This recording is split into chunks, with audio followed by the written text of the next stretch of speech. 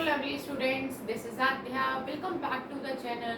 आज हम ले रहे हैं 9th क्लास की एक्सरसाइज 7.1 का क्वेश्चन नंबर 5, जिसकी फिगर मैंने बोर्ड पर ड्रॉ कर दी है। और अगर आप देखना चाहें तो आपको अपनी NCERT की बुक में भी ये क्वेश्चन दिखेगा और फिगर बनी हुई भी दिखेगी।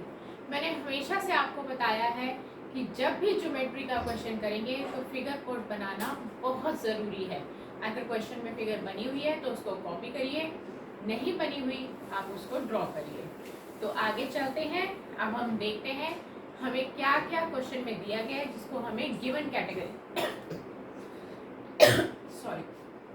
जिसको हमें गिवन कैटेगरी के अंदर लेना है।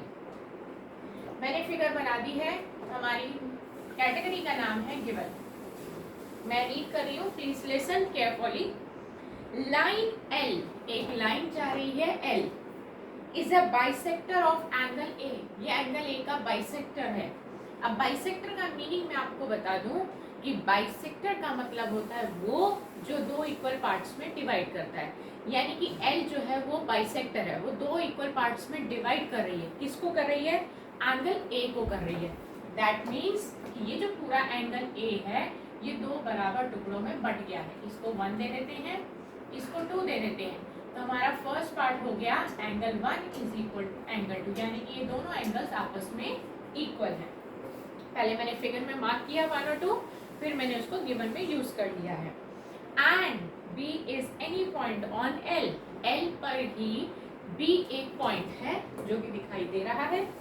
BP and BQ, BP and BQ are perpendiculars from B। ये दो परपेंडिकुलर्स हैं, B से डाले गए हैं to the arms of angle A। एंगल A की एक आर्म ये है, एक आर्म ये है, इन दोनों पे डाले गए हैं। तो नंबर 2 पे हमें दिया है कि BP परपेंडिकुलर का सिंबल होता है उल्टा T, वो AP पर परपेंडिकुलर है। परपेंडिकुलर का मतलब होता है जहां ये दोनों लाइंस मीट करेंगी वहां पे 90 डिग्री का एंगल बनेगा।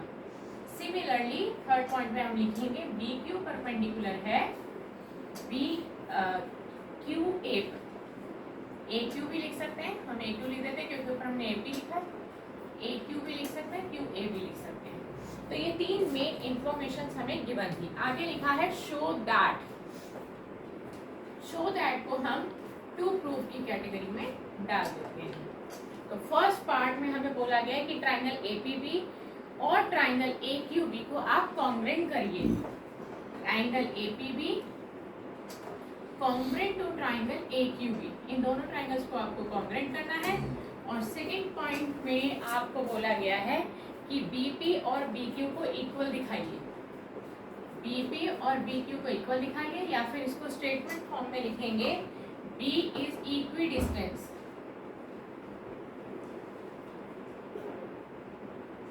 इक्वी मतलब इक्वल, बराबर डिस्टेंस पे है फ्रॉम द आर्म्स, दोनों आर्म से, किसकी आर्म से? एंगल A की, from the arms of angle A। इतने पे हमारा क्वेश्चन का एंड हो जाता है। हमने क्वेश्चन में से ही देखा कि क्या दे रखा है और क्वेश्चन में से ही देखा कि हमें क्या प्रूफ करना है। तो नेक्स्ट कैटेगरी आती है हमारी प्रूफ की। जिन दो ट्राइंगल्स को हमें कॉन्ग्रेंट करना है हम उनको यहाँ लिख लेते हैं। In triangle APB and triangle AQB, इन दो ट्राइंगल्स को हमें कॉन्ग्रेंट करना है। कॉन्ग्रेंट करने के लिए हमें 3 एग्जैक्टली इक्वल पेयर्स चाहिए होते हैं और उन तीनों को ऐसे लेना है ताकि वहां पर हमारी कॉन्ग्रेंसी फिट बैठे। ठीक है, तो सबसे पहले मैंने ये जो दो 90 डिग्री के एंगल बन रहे हैं इनको भी लेबल कर देती हूँ। इसको एंगल 3 नाम दे देते हैं और इसको एंगल 4। सबसे पहले हम लिख रहे हैं APB ट्राइंगल के अंदर 2 आ रहा है। जिस ट्राइंगल का नाम पहले लिखा जाता है उसके पार्ट्स पहले आएंगे, यानी कि APB ट्राइंगल के अंदर एंगल 2 आ रहा है और AQB ट्राइंगल के अंदर 1 आ रहा है। तो 2 इक्वल टू 1 लिखेंगे, 1 इक्वल टू 2 नहीं लिखेंगे। इसका रीजन आप देंगे गिवन, क्वेश्चन में दे रखा था कि दोनों एंगल्स इक्वल हैं। फिर एंगल 3 और एंगल 4 ये भी इक्वल है क्योंकि दोनों ही 90 डिग्री के हैं। तो यहाँ लिखेंगे ईच 90 डिग्री, दोनों 90 के हैं इसलिए ये इक्वल होंगे, दो पार्ट्स मिल गए। ध्यान से देखिए इस ट्राइंगल एपीबी में ए बी आ रहा है, इस ट्राइंगल एक्यूबी में भी ए बी आ रहा है। ए बी जो बीच की साइड है वो दोनों ट्राइंगल्स में कॉमन है, ऑर्डर ए बी ही रहेगा, A B equal to A B common. तो ये हमारी कॉमन आ गई जो दोनों ट्राइंगल्स के बीच में लाई कर रही थी। तो 3 पार्ट्स हो गए। हम यहाँ आ जाते हैं, देयरफॉर का सिंबल लगाया, ट्राइंगल एपीबी कॉन्ग्रेंट हो गया है ट्राइंगल एक्यूबी के। किस कॉन्ग्रुएंसी से, अब बात आती है कौन सी कॉन्ग्रुएंसी लगाई। देखिए आपने पहले एक ही ट्राइंगल के तीनों पार्ट्स ले लीजिए, एंगल 2 यूज किया, एंगल 3 यूज किया और ये बीच की साइड थी। एंगल साइड इनके बीच की नहीं थी, अलग से थी, तो कॉन्ग्रुएंसी बनेगी angle side by AAS congruency rule. समझ में आया। अगर दो एंगल्स के बीच की साइड हो तो हम कॉन्ग्रुएंसी लिखते ASA, और अगर बीच की साइड ना हो तो हम इसमें ऑर्डर बदल सकते हैं, हम लिख सकते हैं AAS। ऐसा हमारी NCERT की टेक्स्ट बुक कहती है। हमने फर्स्ट पार्ट कंप्लीट कर लिया है। इसका सेकंड पार्ट है BP is equal to BQ। जैसा कि मैंने आपको बताया था कि जब दो ट्राइंगल्स कॉन्ग्रुएंट हो जाते हैं तो उनके बाकी के बचे हुए सभी कॉरेस्पॉन्डिंग पार्ट्स भी इक्वल हो जाते हैं CPC की रीजन से। तो हम कॉरेस्पॉन्डिंग पार्ट देखते हैं, BP और BQ इसके कॉरेस्पॉन्डिंग पार्ट है या नहीं।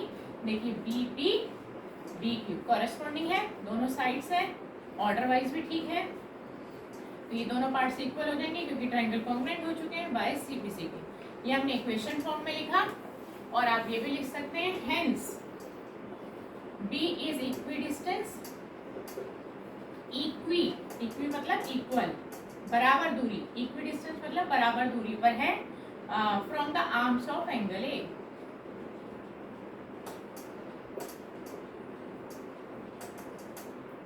इसका मतलब यही है कि BP और BQ, देखो आर्म्स होती है ये एंगल A की AP और AQ। इस आर्म से B की दूरी BP कहलाएगी, इस आर्म से B की दूरी BQ कहलाएगी, जो कि इक्वल हम कर चुके हैं। तो हमने स्टेटमेंट फॉर्म में भी लिख दिया, इक्वेशन फॉर्म में भी लिख दिया। तो हमारा क्वेश्चन हुआ यही फिनिश।